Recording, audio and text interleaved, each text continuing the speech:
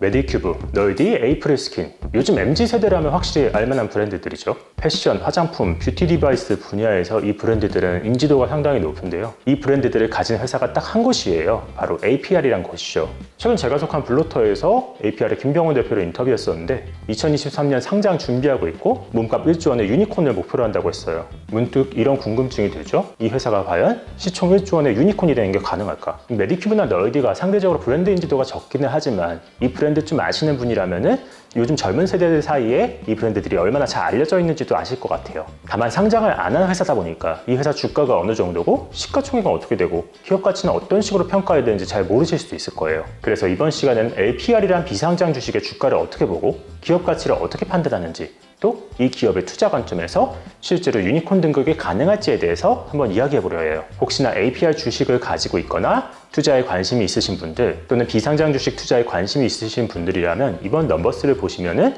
조금이나마 도움이 될 거라 생각을 합니다.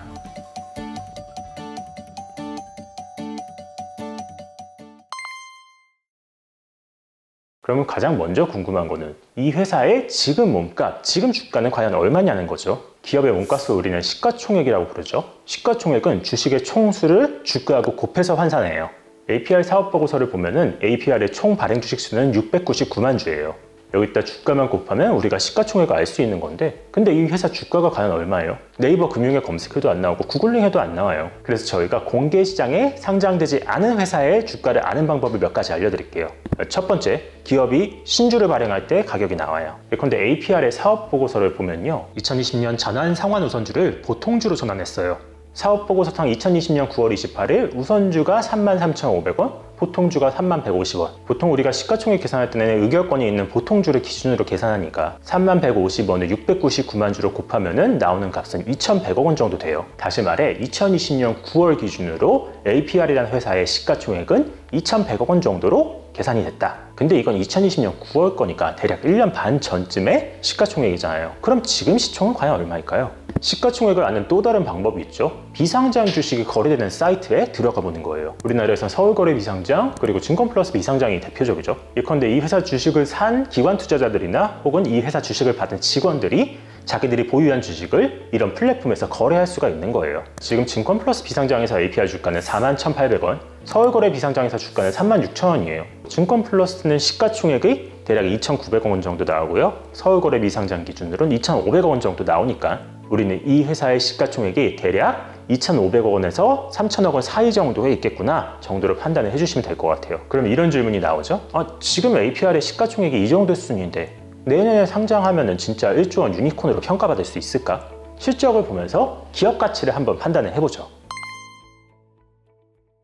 지난해 APR의 실적을 보면요, 매출이 2,591억 원, 영업이익 143억 원, 순이익이 114억 원이었어요. 생각보다는 실적이 좋아요. 보통 스타트업들이 적자를 내면서 상장을 준비하는 경우가 상당히 많거든요. 근데 이 회사는 수익이 나고 있다는 것 자체가 긍정적이고요. 실제로 외부 투자를 받은 게 시리즈 B가 사실상 마무리였어요. 그 이상의 기관 투자를 받지 않으면서도 자체적으로 수익성을 확보할 수 있게 됐다는 의미라고 볼 수 있을 것 같아요. 영업이익률은 5.5%, 보통 화장품 업종의 영업이익률이 5에서 10% 정도를 보고 있으니까 아주 높진 않죠. 하지만 실제 비슷한 규모의 화장품 업체 상장사들을 보면은 지난해 APR보다 실적이 딸리는 곳이 훨씬 많았어요. 자, 그렇다면 APR의 몸값은 과연 어느 정도가 적당할까요? 기업의 가치 평가에는 다양한 방법이 있는데요. 자본시장법과 상속증여법에 따라서 기업의 본질 가치와 상대 가치를 보는 기업 가치 평가 방법이 있어요. 근데 이거는 너무 어렵죠. 회계사들이나 쓰는 방법이에요. 조금 더 쉬운 방법으로 찾아볼게요. 보통 PER이나 PBR 이야기를 많이 하죠. 시가총액을 자산의 척도로 보면 PBR로 보고요. 시가총액을 수익성의 척도로 보면 PER로 봐요. 둘 중에 PBR을 먼저 보면요, 먼저 자산 가치를 총 주식수로 나눠서 주당 순자산 가치를 구해야 돼요. 예를 들어 APR의 자산 가치, 즉 자본 총계는 660억 원이고요. 총 주식수가 699만 주거든요. 주당 순자산 가치, 즉 자산 가치를 주식수로 나눈 값은 주당 9,440원이 나와요. APR의 주가 약 4만 원을 아까 이야기한 BPS, 즉 9,440원으로 나눈 값이 PBR이 되는 거고요. 이 값이 대략 4배 정도가 나옵니다. 자, 그렇다면 APR의 PBR이 4배 정도 된다는 게 무슨 말이냐? 다른 기업들과 상대적으로 보면 되죠. 앞서 비슷한 시가총액과 실적을 가진 것으로 봤던 기업들의 PBR 평균이 1.47배 정도 나오거든요. 또 화장품 업계의 대장주인 아모레퍼시픽이 2.4배, LG생활건강이 2.5배 정도예요. 다시 말해 업종 평균을 약 2배 정도로 잡아도 APR의 PBR은 4배니까 상대적으로 주식이 좀 고평가돼 보이는 건 사실이죠. 그러면 APR의 주가를 상대적으로 좀 낮게 잡아야 할까? PER, 다시 말해서 수익성 관점에서 보면은 그렇진 않아요. APR은 지난해 순이익이 114억 원이고 주식 수가 총 699만 주니까 순이익을 주식 총수로 나눈 주당 순이익은 약 1630원 정도 되거든요. 지금 APR 주가를 4만 원 정도로 치면 주가를 주당 순이익으로 나눈 주가 순이익 비율, 즉 다시 말해서 PER은 대략 24.5배가 나와요. 네이버 금융에 등재된 화장품 동일업종 PER이 31.9배니까 다시 말해 수익성 관점에서 APR은 업종 평균보다는 상대적으로 저평가됐다고 볼 수 있는 거죠. 그럼 상장을 앞둔 비슷한 기업들하고 비교해보면 어떨까요? 최근 비슷하게 화장품을 파는 회사 가운데 상장 이야기가 나오는 곳이 바로 H&B 스토어 1위인 올리브영이죠. 최근 기사를 보니까 올리브영이 4조 원의 시가총액을 목표로 하고 있다고 하는데 지난해 실적을 보니까 매출이 2조 1192억 원, 영업이익이 1378억 원, 순이익이 950억 원 정도 돼요. 두 기업을 상대적으로 본다면요. 올리브영의 시가총액을 4조 원으로 상정을 한다면 PBR 기준으로는 약 7.2배가 나와요. 그러니까 APR은 올리브영보단 PBR 기준으로 훨씬 저평가되어 있죠. 또 올리브영이 당장 4조 원에 상장하면 PER 기준으로도 42.1배가 나와요. APR이 지금 PER이 25배 정도 되니까 이걸 42배로 늘린다면 지난해 기준 시가총액이 대략 4,500억 원까지 평가될 수 있는 거예요. APR은 PER이나 PBR 기준으로 올리브영보다는 상대적으로 훨씬 저평가됐다고 볼 수 있는 거죠.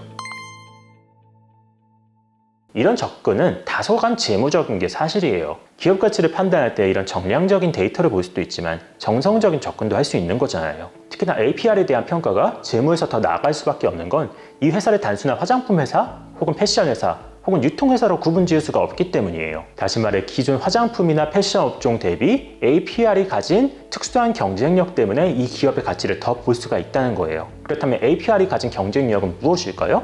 두 가지 정도의 키워드로 정리해 볼게요. 첫 번째는 D2C, Direct to Consumer예요. D2C라는 게 뭐냐면요. 기업에서 직접 만든 제품을 중간에 유통 단계 없이 고객들한테 직접 전달하는 비즈니스 방식을 뜻해요. 예컨대 우리가 옛날에 화장품 어떻게 샀었나요? 화장품 가게에 가는 게 보편적이었죠. 그러다가 H&B 스토어가 생기면서 올리브영, 랄라블라 이런 데 가서 사게 됐죠. 또는 인터넷에서 살 경우에는 네이버 쇼핑이나 쿠팡 이런 데서 구입할 수가 있고요. 다시 말해 이런 곳들은 전부 다 유통의 중간다리가 되는 곳들이에요. 중간에 마진을 먹는 곳이 한 곳 더 생기니까 당연히 비용이 발생할 수밖에 없죠. 그런데 이런 유통구조의 혁신이 발생한 게 바로 SNS의 발달 때문이에요. 사람들이 SNS를 쓸 때 생기는 데이터를 바탕으로 우리 제품의 잠재 소비자들을 특정화해서 이들한테만 광고를 하는 게 가능해진 거죠. 소비자들이 좀 더 능동적으로 물건을 살 수 있으니까 중간 유통 구조 없이 SNS를 통해서만으로도 자체 사이트에서 소비자한테 직접 제품을 파는 게 가능해졌다는 거예요. 그리고 APR은 이 시장에서 선도적인 위치를 차지하면서 몇 가지 장점을 취할 수 있었죠. 실제로 APR의 수익 구조를 보면요. 매출 대비 원가가 차지하는 비율이 30% 정도로 굉장히 낮아요. 그리고 원가를 빼고 남는 돈을 마케팅으로 돌려서 충성 고객을 확보할 수가 있었던 거죠. 실제로 APR에 따르면 자사 글로벌 쇼핑몰 가입자가 300만 명 정도 된다고 하고요. 여기서 메디큐브만 따로 놓고 봐도 150만 명 이상이 된다고 해요. 메디큐브나 에이프리스킨, 널디 같은 브랜드들이 향후 소비자 인지도가 확고해진다면 지금보다 마케팅 비용 구조를 낮추고도 훨씬 더 수익성을 높일 수 있는 기반이 마련될 거예요. 또 자체 홈페이지로 소비자들한테 물건을 판다는 건 그만큼 데이터가 훨씬 더 많이 쌓이는 거니까 SNS에다 광고비를 주지 않고 자체 홈페이지에만으로도 물건을 팔 수 있는 역량이 마련될 수 있겠죠. APR의 두 번째 키워드는 바로 홈뷰티 기기예요. 김병훈 대표는 저희하고 인터뷰할 때 APR의 향후 비즈니스 방향이 널디가 아닌 메디큐브 중심에 있을 거라고 이야기를 했어요. 메디큐브는 단순히 화장품 브랜드처럼 보이기도 하지만 건기식도 팔고 또 나아가서 홈뷰티 기기도 최근에 팔고 있거든요. 우리나라에서 이 분야의 경쟁력을 가진 회사가 얼마 안 돼요. 그나마 인지도 있는 게 LG전자의 프라일이죠. 또 셀리턴이나 듀어소닉, 뉴스킨 정도가 그나마 알려진 브랜드인데 아직까지 이 시장을 확고히 잡고 있는 브랜드는 없어요. 그리고 APR은 최근 출시한 AGR이라는 서브 브랜드를 중심으로요. 지난 3, 4월 디바이스 매출만 150억 원 정도가 나왔대요. 올해 기준으로 판매 기기 40만 대를 목표치로 하고 있고요. 이거 달성한다면 APR은 연간 기준으로만 홈 디바이스 시장에서 연매출 1000억 원 이상이 발생할 거예요. APR은 이를 바탕으로 올해 메디큐브 브랜드 매출 목표를 2000억 원으로 잡아놓기도 했어요. 이걸 달성하는 게 유의미해지는 이유는요. 디바이스가 단순히 디바이스뿐 아니라 화장품하고 연동되기 때문에 그래요. 디바이스 사용자들은 기계만 단독으로 사용하지 않고요. 그 기계를 쓸 때 자연스럽게 화장품도 같이 사용을 하게 돼요. 예컨대 APR의 기기를 쓰면서 부스터젤이란 제품도 함께 쓰게 되니까 기기 매출이 발생하면 자연스럽게 화장품 매출이 발생하는 게 당연해지는 거죠. 그래서 정리하자면 APR을 화장품 기업 또는 패션 기업으로만 보는 건 다소간 무리가 있다. 화장품 패션 제품은 물론 건기식도 팔고 디바이스도 팔고 하는 회사를 만들었으니까 중장기적으로는 조금 더 라이프스타일 플랫폼에 가까워지고 있다고 볼 수 있을 거예요. 그럼 중요한 결론이 나와야 되죠. 이 회사는 과연 내년 상장할 때 유니콘이 될 수 있을까요? 이 회사를 좋은 비즈니스 방향 그리고 비전으로만 봤지만 무조건 단정 지을 수는 없죠. 두 가지 요건을 볼 필요가 있을 것 같아요. 첫 번째, APR은 올해 매출 목표를 4,700억 원으로 잡아놨는데 실제로 이걸 달성하는지가 굉장히 중요해질 것 같아요. 매출 4,700억 원을 달성한다는 건 지난해보다 무려 80%나 올라간다는 뜻이거든요. 다소 무리해 보이는 목표인 게 사실이지만 이걸 실현한다면 향후 성장성이 상당히 담보됐다고 볼 수 있을 거니까 시가총액 1조 원 또는 타당하다고 볼 수도 있을 거예요. 두 번째 주목할 거는 바로 홈 뷰티 기기 매출이에요. 디바이스에서 제대로 된 혁신 기기를 만들면 화장품 매출이 따라올 수 있다고 이야기를 했었죠. APR이 올해 매출 목표를 높게 잡은 것도 메디큐브의 홈 디바이스 성장성 때문에 그래요. 다시 말해 홈 뷰티 기기에서의 성공이 APR의 향후 성공의 척도가 될 수 있다는 거죠. 이 두 가지 목표가 잘 달성된다면 지금은 비상장 회사로서 상대적으로 덜 주목받고 있는 APR이 우리나라 굴지의 대기업 같은 존재감을 갖게 될 수도 있을 것 같아요. 끝으로 전통적인 기업가치 평가법으로 본다면요, APR의 기업 가치는 상대적으로 높아 보이지 않을 수도 있을 것 같아요. 다만 재무대표를 보조도구로 활용하면서 기업을 조금 더 스터디한다는 방식으로 접근하면요, 회사의 새로운 가치를 찾을 수 있지 않을까 싶어요. 투자에 있어서 기업을 다양한 각도로 보는 건 굉장히 중요하고요. 저희 넘버스에서 앞으로 상대적으로 덜 주목받고 있는 비상장 주식 분야에서 여러분들하고 조금 더 스터디를 할 수 있도록 할게요. 궁금한 게 있으신 분들 댓글 남겨주시면 저희가 친절하게 답변해 드릴게요. 저희 넘버스에서 이번에 준비한 이야기는 여기까지입니다.